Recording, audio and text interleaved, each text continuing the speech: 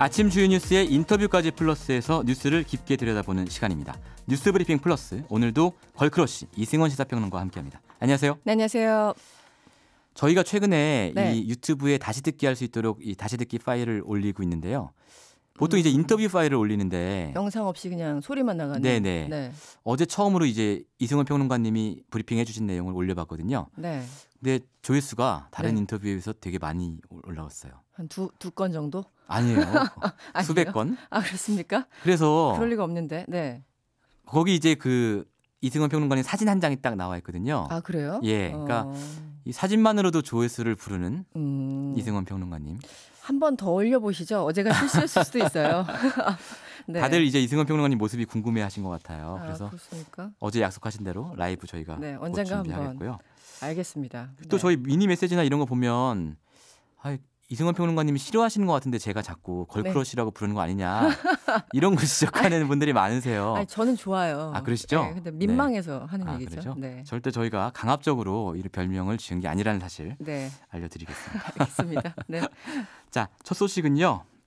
일본 정부가 그 신일철 죽음의 자산 압류에 대해서 네네. 어제 외교적 협의, 그러니까 이게 한일 청구권 협정상 분쟁 해결 절차죠. 네, 그렇습니다. 이걸 공개 요청했습니다. 뭐 단어 자체는 외교적 협의라고 해서 굉장히 예. 우아한 것처럼 들리는데 예. 쉽게 말하면 한번 붙어보자 이런 뜻입니다. 아하. 네, 이게 1965년에 우리 한일 청구권 협정을 맺지 않았습니까? 예. 거기에 이제 규정된 분쟁 해결 절차를 한번 제대로 밟아보자라는 게 일본의 의도입니다. 그렇군요. 그런데 이게 만약에 이렇게 예. 양자 간의 외교적 협의라는 게 실제 이루어진다면 예. 그 65년 청구권 협상 그 이후에 예. 사상 처음 있는 일이라고 해요. 그래요? 그래서 굉장히 좀 의미가 예. 있는데요. 어쨌든 일본 외무성은요, 우리 그 압류 압류에 대해서 여기 네. 반박을 하면서 이수은 주일 대사를 불러들였습니다. 그래서 한일 청구권 협정 3조 1항에 따른 네. 외교적 협의를 요청한 뒤에 예. 담화를 발표해서 이 같은 사실을 알린 겁니다. 그랬군요. 일단 일본 정부는 이런 얘기를 했어요. 9일 오후 일본 기업에 대한 재산 압류 신청이 승인됐다는 취지의 네. 통지가 이뤄진 사실을 확인했다. 예. 이렇게 밝혔고요. 이 한반도 출신 노동자 문제와 관련해서 한일 양국의 청구권 협정의 해석 그리고 실시에 관한 분쟁이 존재한다는 것이 분명하다. 그래서 이순 한국 대사를 불러서 협의를 요청했다고 밝혔습니다. 네. 지금 일본 사람들이 단어도 굉장히 좀 변주해 가면서 쓰고 있는데요. 네. 제가 조금 전에 말씀드린 게 이제 정확하게 얘기하면 조선반도 출신 노동자 문제. 이게 일본에서 쓰는 단어예요. 예. 그러니까 그전에는 징용공이라는 단어를 썼어요. 왜냐하면 일제 강점기 하에서 어쨌든 그 법에 따라서 징용을 했기 때문에 네. 그것은 나름대로 합법성이 있다고 해서 징용공을 쓰다가 그 단어도 뭔가 좀 억압적인 의미가 있잖아요. 그렇죠. 네, 그래서 어느 순간부터는 한반도 출신 노동자라고 아베부터 그렇게 얘기를 하고 있습니다. 막 이렇게 불러버리면 이게 강제로 데려간 게 아니라 전혀 아닌 것처럼 들리죠. 한반도에서 일하러 일본에 간 네. 것처럼 들리잖아요. 바로 그 노림수입니다. 그래서 이제 언어가 주는 어감 때문에 일본의 뭐 관료들이 아주 공식적으로 이 단어를 계속 쓰고 있습니다. 그렇군요. 네. 화가 나네. 그렇죠. 예. 네. 야, 근데 이제 일본이 언급한 게 1965년에 체결된 한일 청구권 협정 3조 1항이에요. 네. 이게 어떤 내용입니까?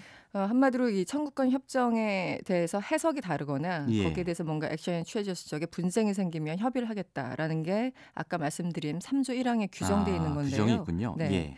그럼에도 불구하고 여기서 이제 합의가 네. 이루어지지 않을 수 있잖아요. 예. 그러면 제3국의 위원도 참여하는 중재위원회를 설치해서 논의하는 방안을 함께 제시할 계획이라고 합니다. 예. 이게 요즘 이제 그 일본 정부에서 워낙 여기에 대해서 반발하고 있으니까 일본 교도통신이나 이런 일본 언론 매체에서 많이 나오는 방안들인데 그래서 3자까지 포함하는 중재위원회에서도 합의가 안 되면 이제는 국제사법재판소를 갈 수도 있다.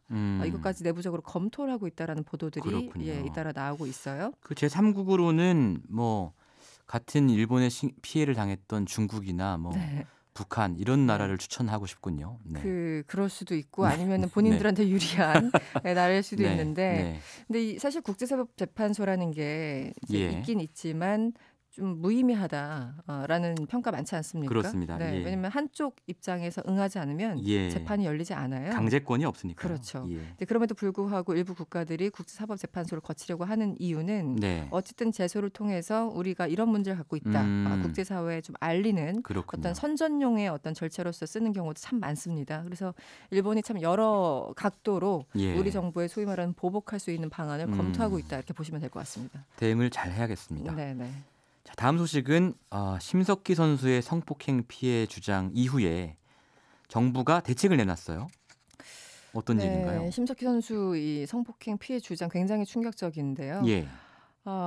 조재범 전 코치로부터 수년간 폭행은 물론 성폭행을 당했다고 폭로하면서 굉장히 좀 그 여러 가지 분석들이 나오고 있습니다. 어제 그렇습니다. 관련해서 문화체육관광부가 긴급 브리핑을 가졌습니다. 이 빙상계를 비롯한 전 종목에 어떤 비슷한 사례가 있는지 이 전수 조사를 하기로 했고요.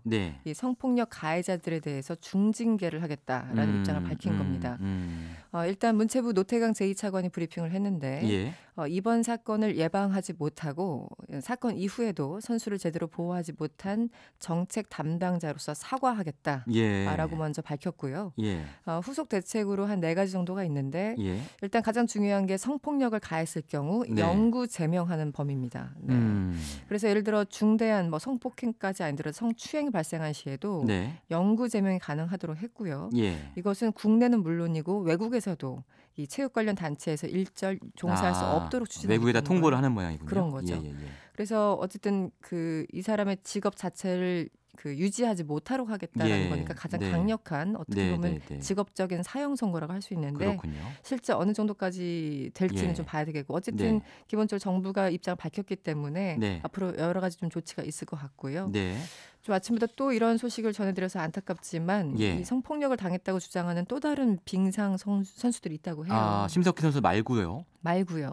현직인데 뭐 2명이 있다 혹은 4명이 있다 여러 가지 얘기가 나오고 있고 지금 뭐 빙상뿐만이겠느냐 다른 또 폐쇄적인 어떤 직종의 선수들도 있을 수 있다라는 그런 관측이 나오고 있습니다. 일단 이 지금 이름을 밝히지 않은 선수들은 가해자를 공개하고 곧 형사 고발 조치하기로 했다고 합니다. 저희가 관련해서 이 소식을 좀 더 알아보겠는데요. 이번 빙상계 추가 피해자들의 고발을 진행하게 될 변호사분 연결해서 얘기를 좀 들어보겠습니다. 젊은 빙상인 연대의 자문을 맡고 계신 박지은 변호사 연결돼 있습니다. 변호사님 안녕하세요. 네, 안녕하세요. 지금 추가 피해 사례가 있다라는 사실이 언론에 보도가 됐는데요. 네네. 이게 아직 밝히시기는 어렵겠지만요. 네네. 뭐 전직에 계신 분임 전직입니까 아니면 현직에 계신 분입니까? 피의자분이요. 현직 선수입니다. 피해자가 현직이고. 네네. 그 가해자도 현직이란 말씀이세요? 가해자는 전직 코치입니다. 전직 코치고요. 네네. 종목은 지금 빙상으로만 알려져 있는데요. 네네네.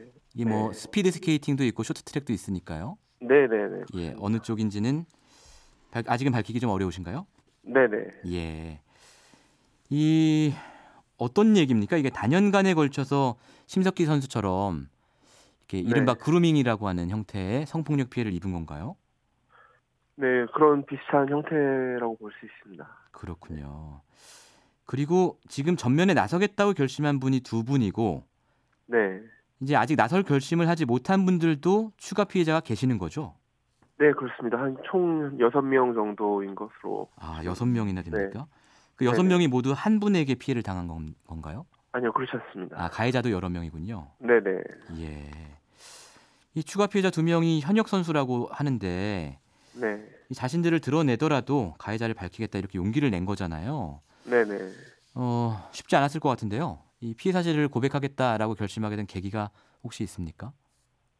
많은 고민이 있었고요. 특히 이 사건 전에 심석희 선수 인터뷰가 터지기 전에도 많은 고민이 있었습니다만 이거를 보고 여론화가 되는 것을 보고 이제 힘을 좀 얻어서 공론화를 시켜야겠다는 그런 생각을 하게 된 것 같습니다. 그렇군요. 심석희 선수의 용기가 이분들에게도 용기를 준 거군요. 그렇다고 볼 수 있습니다. 기자회견은 언제로 예정돼 있습니까? 기자회견은 다음 주 월요일경으로 지금 예정하고 있습니다. 다음 주 월요일에요. 네네. 고소고발 절차는 뭐 그와 동시에 진행을 하는 건가요? 아니면 미리 고소고발을 하는 건가요? 아마 비슷한 시기에 들어갈 것 같습니다. 예. 네. 이 피해 사실을 알게 된 것은 언제예요? 이 심석희 선수가 그 고소를 했을 때 뭐 이때쯤인가요? 네네. 어떻게 알게 되신 건가요? 예. 피해 사실을 알게 된 거는 수개월 전이고요. 아, 예, 예, 네네. 예, 네, 이번 사건 전에 알게 됐고, 예, 그런데 이제 용기를 내지 못하고, 예, 아직 뭐 어떻게 이거를 공론화 시켜야 될지, 예, 사실 지금 굉장히 폐쇄적이고, 네, 그런 체육계가 폐쇄적인 구조이기 때문에 예, 이것을 뭐 함부로, 무턱대고 이렇게 문제 제기를 했다가는 오히려 더 피해를 입을 수 있는 그런 아, 구조이기 때문에 참 예, 조심스럽게 접근을 해왔습니다. 예. 그랬군요. 겁에 질려 있었군요. 피해자인데도 불구하고. 그런 구조이죠. 네네. 예. 피해자들이 이렇게 쉽사리 고발하지 못하는 이유를 설명을 해주셨는데요. 네. 이 과거에 이제 뭐 빙상 종목은 아니지만 네. 테니스 선수 출신인 김은희 씨 그리고 리듬 체조 이경희 코치 이런 분들은 내가 피해를 당했다라고 고백을 했는데도 사실 네. 그 뒤에 후속 조치가 별로 없었거든요. 네네. 왜 그러는 걸까요? 그러니까 각 경기 단체들이, 예, 경기 단체들에서의 그 조치가 미흡했다는 것인데요. 네. 예, 그 경기 단체들이 에서 권력을 잡고 있는 그런 예, 어떤 그 세력들이 예, 좀 어떻게 보면 고인물이 썩는 법이잖아요. 예, 예. 그래서 예, 수십 년간 같은 사람들이 이렇게 같은 뭐 집행부를 구성을 하고 운영을 하고 있기 때문에 그 사람들에 대해서 감독 또는 감독 코치 임원들에 대해서 선수들은 예, 굉장히 약시할 수밖에 없죠. 그래서 어필을 하더라도 예, 어떤 문제 제기를 하더라도 그것이 시정되지 않고 오히려 불이익으로 돌아오는 그런 형태가 반복이 되어 왔는데 이것도 아마 그런 형태였던 것 같습니다. 네. 네, 말씀하신 것처럼 그 리듬 체조의 이경희 코치의 사례도 네, 이분이 그 자진 사퇴를 했는데 이경희 씨가 탄원서를 내서 네, 2년 뒤에 더 높은 자리의 네, 간부 후보로 돌아오려고 시도를 했었습니다. 네, 네, 자, 그럼 이제 어떤 게 필요할까? 앞으로 이런 일이 반복되지 않으려면 어떤 게 필요할까를 저희가 고민을 해봐야 되는데요. 네, 네, 문체부가 어제 뭐 발표를 했잖아요. 대책들을. 네, 네. 어떻게 보셨어요? 실효성이 있어 보입니까? 문체부의 대책이 실효성이 있어야죠. 네, 네, 있어야 네, 되는데 네, 그 자체로는 일단 약간 추상적이긴 하지만 네, 그래도 상당히 고민을 해서 내놓은 대책이라고 생각을 하고요. 하지만 예, 실효성을 위해서는 네. 몇 가지 조건이 필요할 것 어떤 같습니다. 조건들입니까?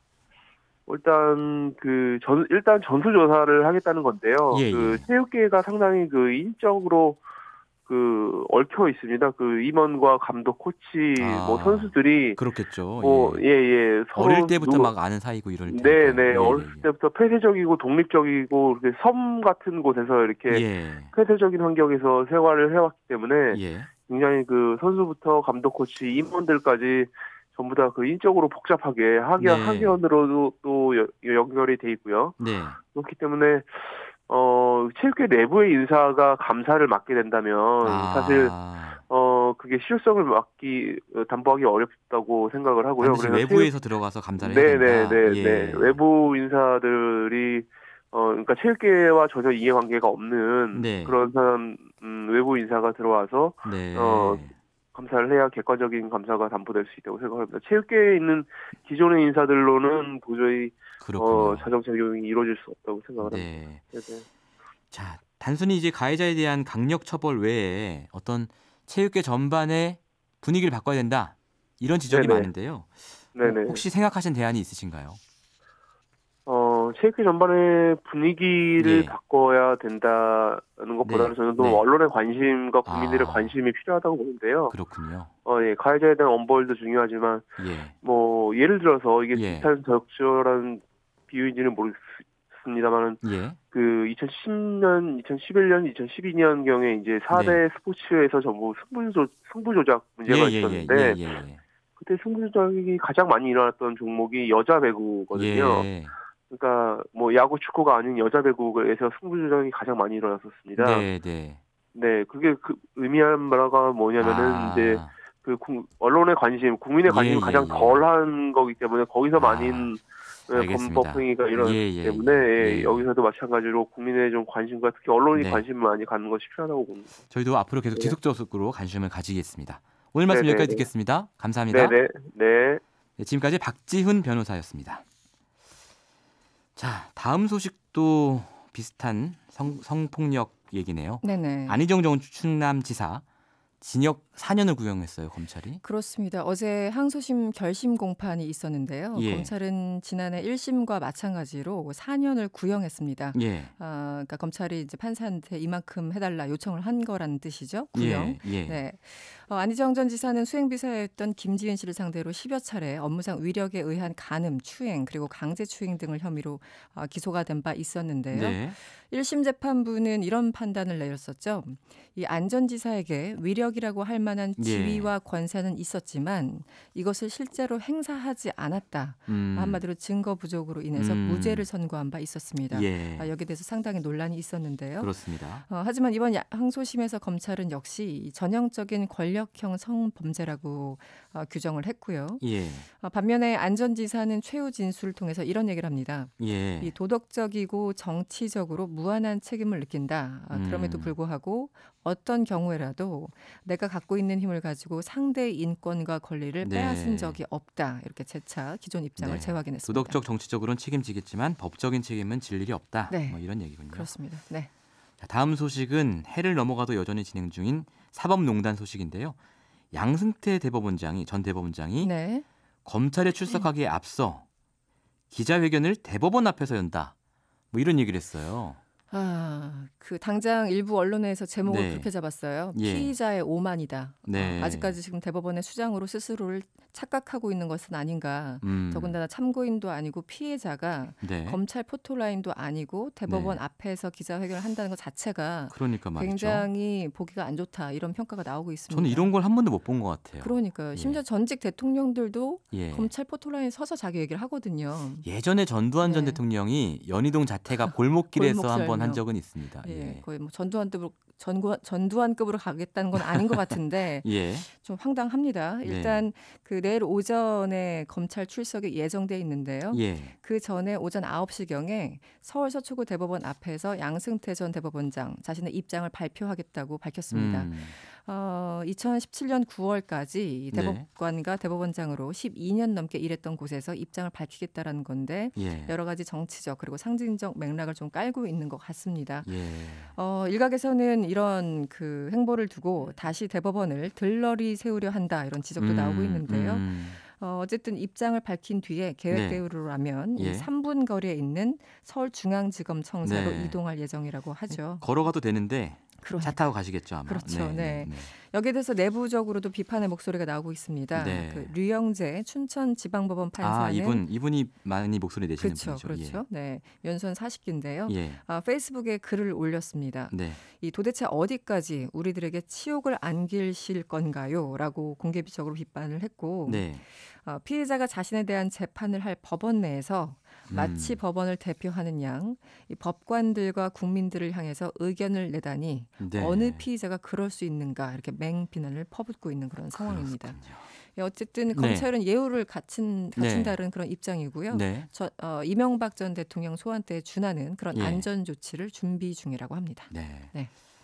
다음 소식은 북미 관련 소식인데 김정은 위원장이 작년 12월 말에 트럼프 대통령에게 친서에 대한 답장을 받았다. 그래서 중국에 간 거다. 이런 보도군요. 그렇습니다. 지난해 크리스마스 정도를 이제 전후해서 친서를 그 트럼프에게 보냈고 그리고 거기에 대해서 답장을 받았기 때문에 2차 북미 정상회담을 확신할 수 있었다. 그래서 이번에 베이징에 갈 수 있었다. 이게 지금 아사히 신문 보도입니다. 아사히 신문 보도군요. 외신 보도인데요.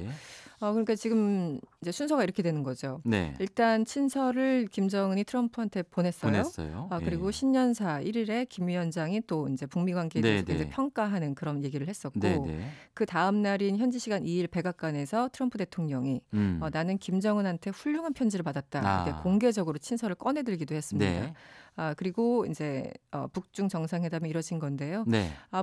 앞으로 뭐 한 2월이 됐든 3월이 됐든 정상회담은 좀 기정사실화된 것 같고 어느 정도 좀 그 대화의 어떤 동력을 지지 않을까라는 관측이 나오고 있습니다. 그렇죠. 보도가 사실이라면 뭐 북미 정상회담은 거의 기정사실이다. 이런 얘기군요. 그리고 조금 전에 속보가 나왔는데 지금 한 줄씩만 나오고 있는데 일단 시진핑과 김정은이 중요한 공감대에 도달했다. 그리고 김정은은 한반도 비핵화 입장을 견지했다. 이런 속보들이 지금 한참 나오고 있는 그런 과정입니다. 그렇군요. 네네.